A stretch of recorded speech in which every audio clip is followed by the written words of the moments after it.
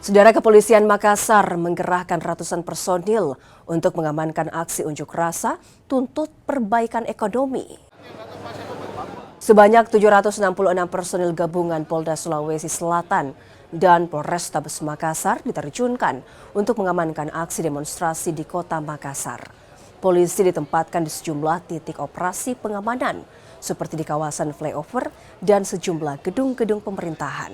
Selain fokus pada pengamanan objek vital dan jalur lintas, seluruh personil yang bertugas juga telah diberikan arahan agar mengedepankan pendekatan humanis dalam menangani masa aksi. Pengamanan hari ini kita menurunkan sekitar 766 personil, baik dari Polrestabes, kemudian dari Polda Sulawesi Selatan dan juga jajaran polsek-polsek dari Brimob, juga dari Samapta, untuk mengantisipasi beberapa titik operasi hari ini seperti di flyover ataupun di gedung-gedung pemerintahan lainnya. Apakah ada jalan yang ditutup, Pak? Untuk penutupan jalan kita sudah rencanakan, tapi nanti untuk ini ya kita lihat situasional dari jajaran lantas. Memang perlu ada penutupan, tapi sifatnya dinamis.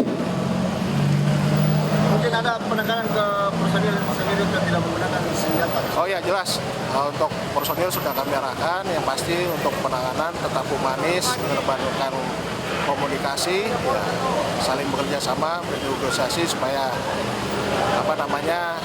masyarakat untuk yang masyarakat yang menyampaikan aspirasi bisa kita jaga, kemudian masyarakat juga yang melakukan aktivitas bisa juga sama-sama terlayani.